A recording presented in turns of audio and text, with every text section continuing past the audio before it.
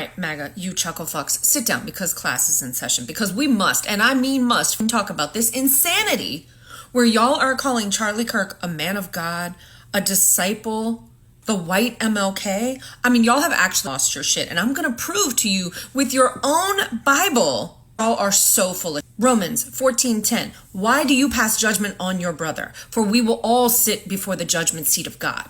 James 4:12. There is only one lawgiver and judge, but who are you to judge your neighbor? Matthew 7. Do not judge or you will be judged. So no, MAGA, I'm sorry, you don't get to play judge and jury when your very own the Bible that you supposedly follow says literally the opposite in scripture. And while we're at it, let's talk about this worship that you're doing. Because when y'all lift up Charlie Kirk as Jesus 2.0, that's not worship, it's idolatry. Exodus 20 verses 3 through 5. You shall have no gods before me. You shall not bow down or worship them. Isaiah 42:8. I am the Lord. That is my name. My glory I give to no other. Not just mourning, you are turning a political influencer into a golden calf. You guys want to know how the Bible says you can really tell who's following Christ? Matthew 7:15 through 20. Beware of false prophets. You will know them by their fruit. Galatians 5:22 to 23. The fruit of the Spirit is love, joy, peace, patience, kindness, goodness, faithfulness, gentleness, and self-control. Now let's look at Charlie Kirk's behavior, preaching division, hatred towards anybody who's Democrat or left-leaning, LGBTQ, all while cashing checks. How is that the fruits of the Spirit? Picking verses from the Bible that line up with Republican talking points doesn't make you a prophet, makes you a salesman, a hired mouthpiece. Guys, he was an influencer who was paid off by everybody and their brother to align with certain talking points. I'm not saying that he didn't believe a lot of the shit coming out of his mouth, but he was a well-compensated mouthpiece who sowed division and hatred, not a fucking prophet. So don't come at us with this whole, Charlie Kirk is a man of God, because the Bible says that you will know his followers by their fruit. And Charlie Kirk's fruit, spoiled, rotten. And then you guys have the audacity to continue to come to us and say, we'll pray for you. Please don't. We don't want you praying to your false God for our salvation, because you're not worshiping the true God. You're worshiping your political idol. And that prayer that you throw at us, it doesn't save us. It condemns you. What's up, guys? Welcome back to the channel. Actually, guys, like white women, they are refusing to show empathy for Charlie, and it's getting out of the hands. They are like, you are not showing sympathy to someone who never trusted in sympathy. We refuse. So guys, let's dive in. Credit belongs to the one of the videos. I'll be back with more commentary. For 10 years, you've been calling us woke and stupid and saying us having empathy is a weakness. And now that we have no empathy left for you, you're telling us we're evil. Aww. This is why people don't trust white people, because it is peak whiteness and colonizer behavior to demand civility for a man who denies others their humanity. That's the oppressor, and we do not need to sympathize or empathize with them. And don't get me wrong, because I long for a world where there is no violence in it. But until all of us are free, none of us are free. And violence is part of the equation because of the oppressor, not the oppressed. We need to understand that violence comes in many forms, and white people need to learn it most of all. And if none of that is enough to convince you, then how about the fact that Charlie Kirk said empathy is a made-up new age word that does harm, and that is the one directive of his that I am willing to honor. So guys, me personally, sometimes I understand what this woman is saying, because at the end of the day, it's Charlie himself who say like he don't trust in sympathy. So, and I think you can force people to feel sympathy, because what I agree with, no one should be supported violence, no one should support violence, but also you don't push people to feel sympathy for something, because sympathy is something come from a person. It's not like you can force me or force anyone. And I love how it's white people were saying it, especially white women, because if it was black, it would be like it's because they're black, but this time it's different. That's why this hit differently. Let's keep watching. What did you think of it? Honestly, I think Charlie Kirk was an awful guy. I think that he kind of had what he was coming. Yeah. Had for it what he was coming for. Yeah. He kind of like died in what he lived for. So I kind of feel like it was kind of earned. What do you think of people getting fired over their response to the assassination? I don't think it's fair. I think everybody, again, he voiced his own opinions and he got shot. Yeah. That happens. If you want to voice your own opinions, you're going to have consequences. Yeah. But unfortunately, it's the world that we live in. For sure. And what are your peers saying? My peers completely agree with me. They think that he had it coming for him. Yeah. He talked about awful things and lived for awful things. So. Yeah. Right. The right wing is saying that the colleges are indoctrination centers. What is your response to that? I wouldn't say like, I would say 50-50 on that because the schools don't really bring attention to it. They don't want to bring attention to it. They don't want their kids talking about it. It's the political aspect of it. Got it. I got shut down talking about it in school, so. You brought it up like in class? Yeah, I did. Oh, what happened when that happened? A lot of people disagreed with what I said.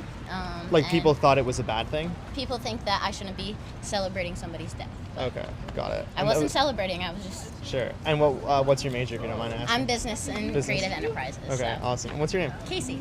And keep on doing it, Nate. We want to work with you at Turning Point USA. Frontlines grassroots journalism is the salvation of a free society. Please. White women, we have to talk about Charlie Kirk. Actually, we need to talk about how you're talking to other people about Charlie Kirk.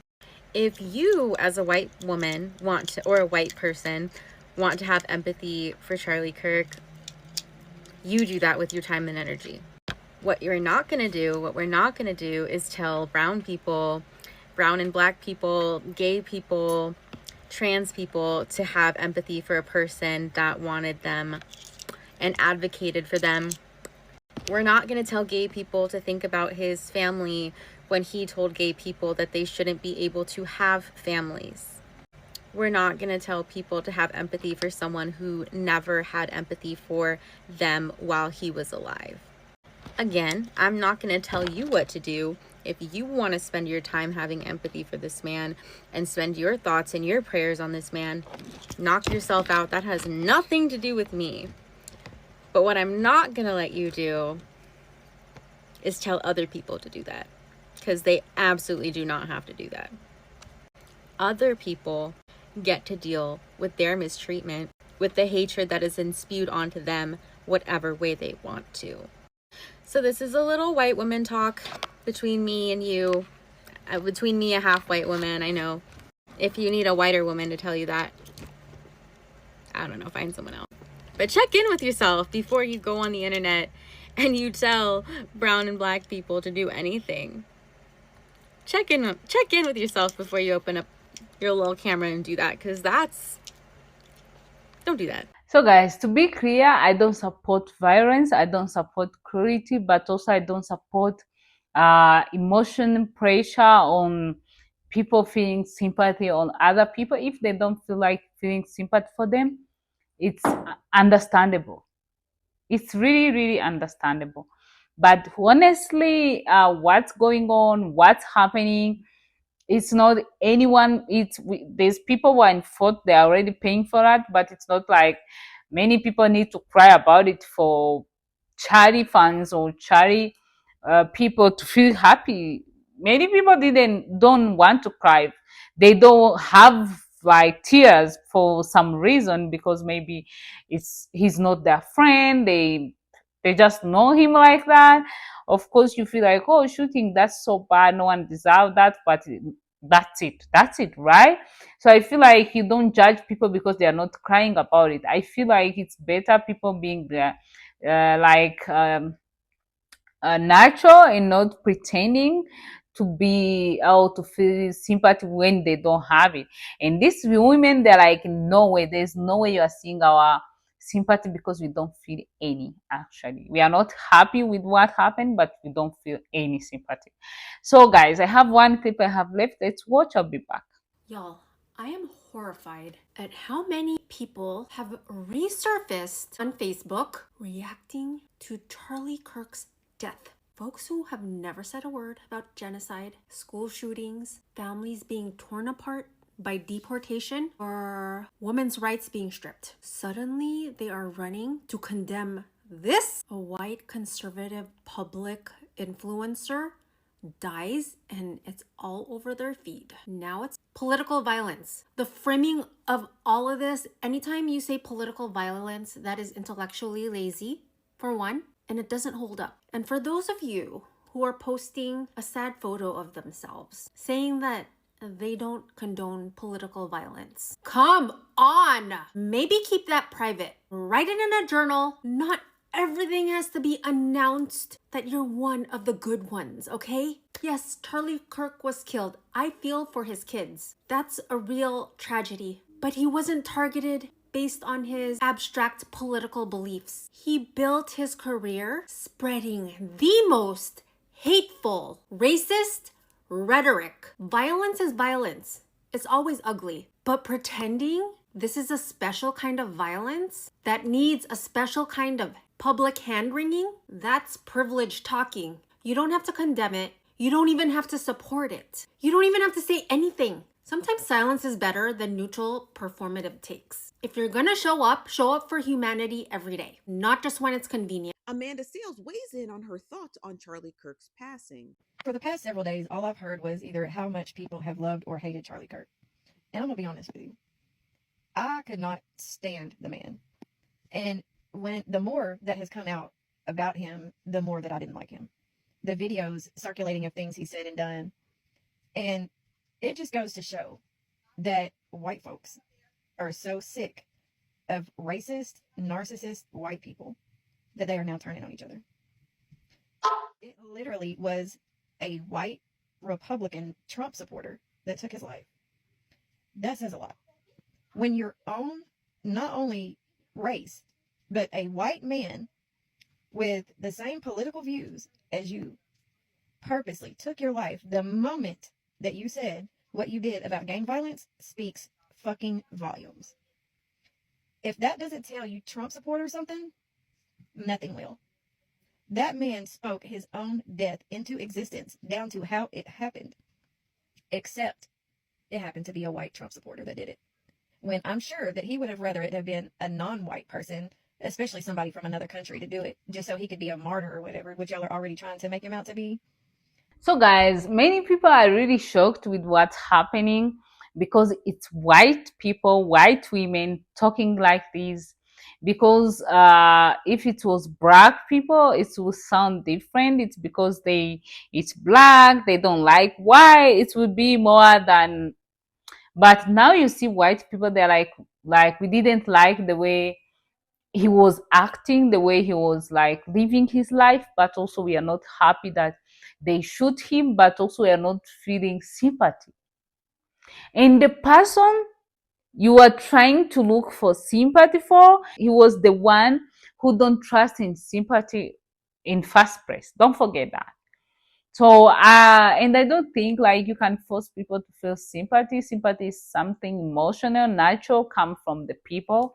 So, and I saw the guy who was saying like he's going and texting or sending email to everyone job when they don't come out and support Charlie, when they say like they don't feel sorry for him. He's trying to get them like fired. And I was like, so people die every day, and it's always hard to see people leaving their loved one. But also it's not means like people we must feel sorry. Maybe they don't know even the person. So you understand, it's not like maybe they're saying they're happy or they are supporting what happened to him. That would be bad. For me personally, I will hate that, because no one should support violence. And it's so bad. What's happened is bad and sad, because no matter what he did, he wasn't supposed to die like that. It's not good. It's not good. It's so sad to see, and it's not good for his family. But also, don't expect each and everyone to feel sympathy. What I think, what I support, no one should support violence. No one should support some kind of death like that. No one deserves that. But also, That is it. So these women, I think what they're trying to say, they're like, don't force us. We don't want to feel sympathy. We refuse all this. And I don't know what you think about what's happening, what these women think. You are welcome to share in a comment. But before that, we have a few comments from the people. I know you want to hear what the people are saying about the situation. The first one say, finally, someone is saying it. Sympathy can't forced. The second one say, white women are just being honest. I respect that